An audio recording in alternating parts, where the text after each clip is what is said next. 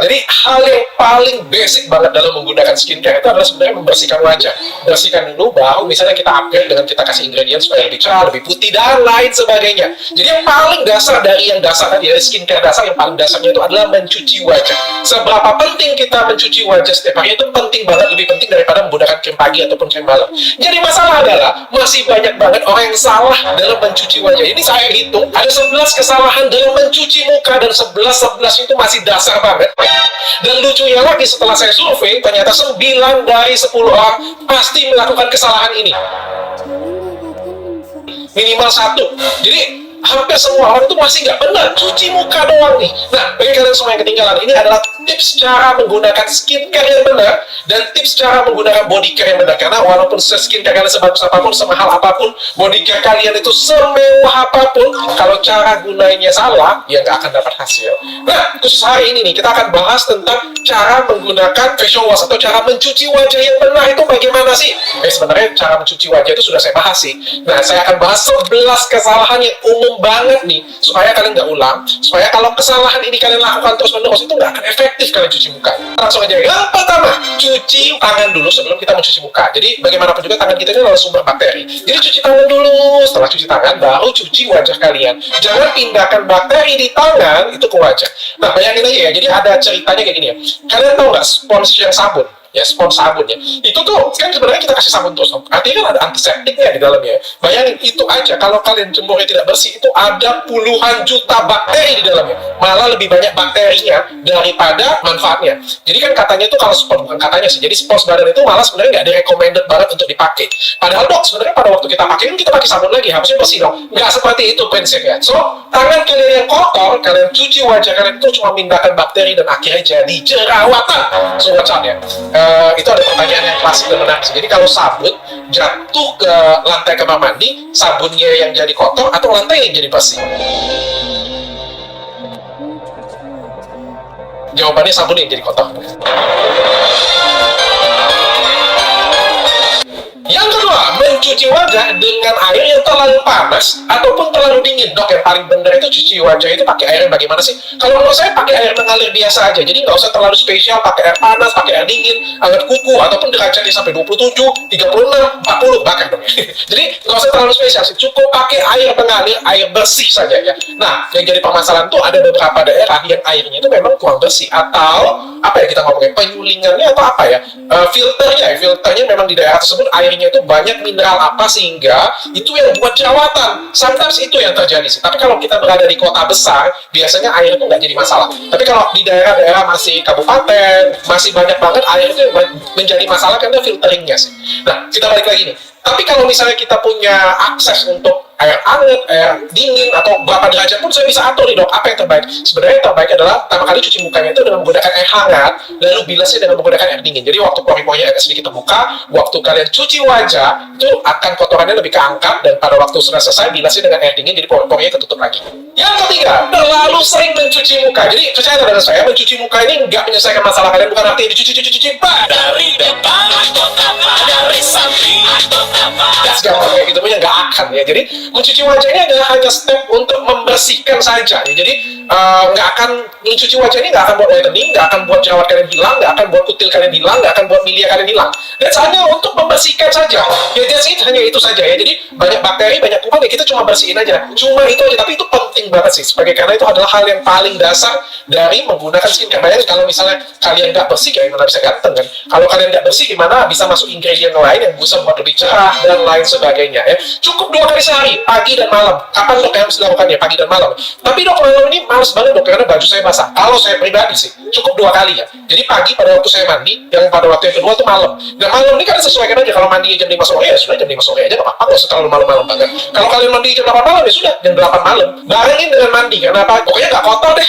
dan nyaman ya. Kecuali kalian mungkin ya ada yang lebih pintar, lebih smart lah kayak gitu ya. Kalau saya ini selalu karena bercak di baju, sehingga saya kerjain pasti pada waktu mandi. 3 kali sehari boleh nggak? 4 kali sehari boleh nggak? Sebenarnya nggak ada masalah ketika itu benar-benar kotor. Jangan pula sudah kena comberan atau kena apa kayak gitu, punya lipstick. Nggak boleh, kata dokter itu, itu sih cuma gue. Pikir kuota gitu ya.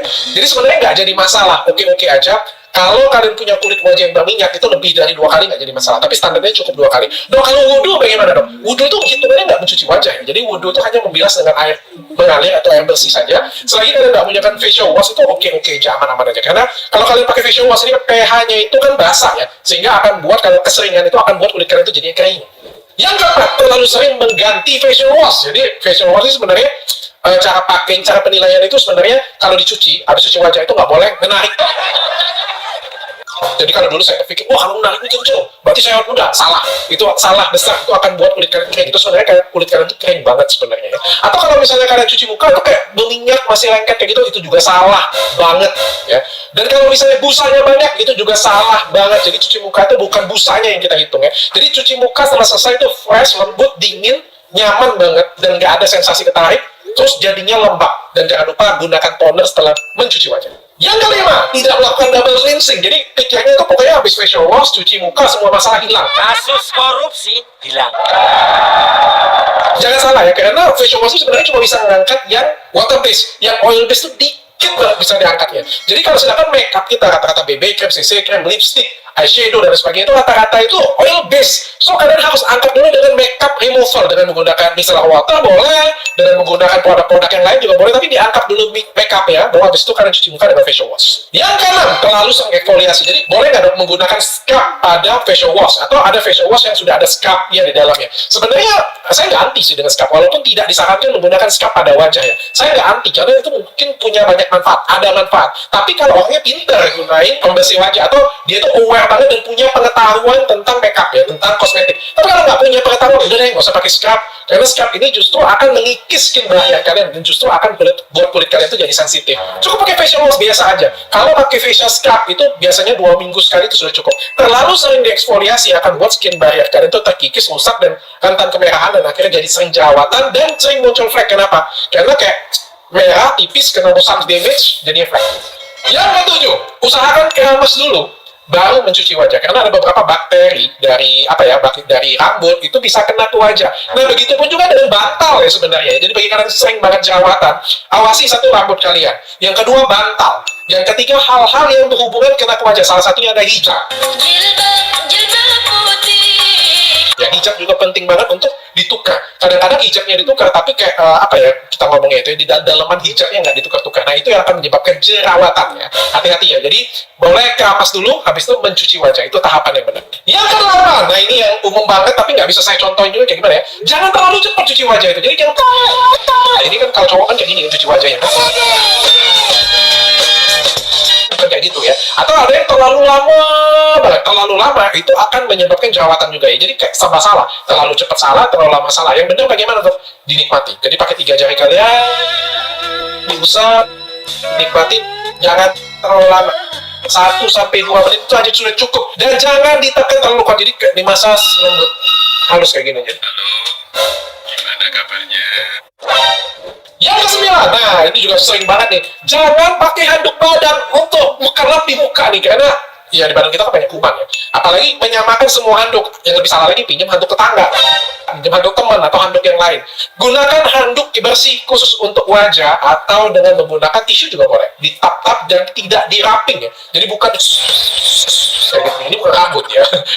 Rambut aja bisa rontok kalau kalian seperti itu, karena apalagi wajah kita ini adalah aset. Jadi ditepuk-tepuk ringan saja. Oke? Yang ke-10, nah ini penting banget ya. Setelah mencuci wajah, pH wajah kita itu menjadi basah, sedangkan pH kulit kita ini harusnya asam. Dan kalau tidak asam, akhirnya itu semua apapun yang kalian masukin ke sana itu kayak nggak bekerja dengan maksimal. Serum, krim pagi, krim malam, nggak maksimal kerjanya. So kita harus balikin lagi pH asamnya dan kelembapannya. Kenapa? Pada waktu kita mencuci muka itu kelembapannya itu akan ketarik gara-gara pH basahnya tadi. So pastikan kalian gunakan pelembab atau toner yang lembab untuk kulit kalian, sehingga skincare kalian setelah itu bisa bekerja dengan maksimal.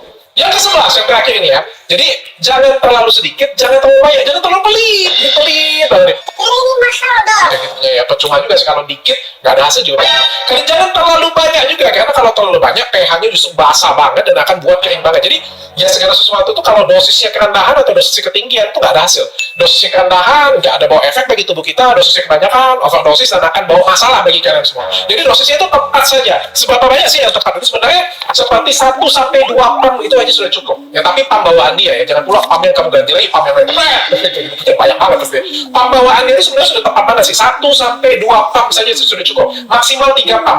Rata-rata tuh 2 pam sudah cukup. Oke, jadi jangan terlalu banyak. Jangan kalian berpikir pokoknya cuci wajah ini menyelesaikan semua masalah. Kalau semua masalah bisa selesai dengan mencuci wajah saja, untuk apa ada polisi? Kata Tom Mingse.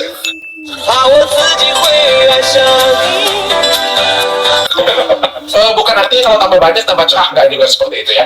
Nah, itu dia nih 11 kesalahan yang umum banget ya, sehingga buat 9 orang tuh masih tetap salah. Kira-kira dari kalian, tadi saya sebutin ada 11, kira-kira ada berapa yang kalian buat kesalahan ya? Buat di komen.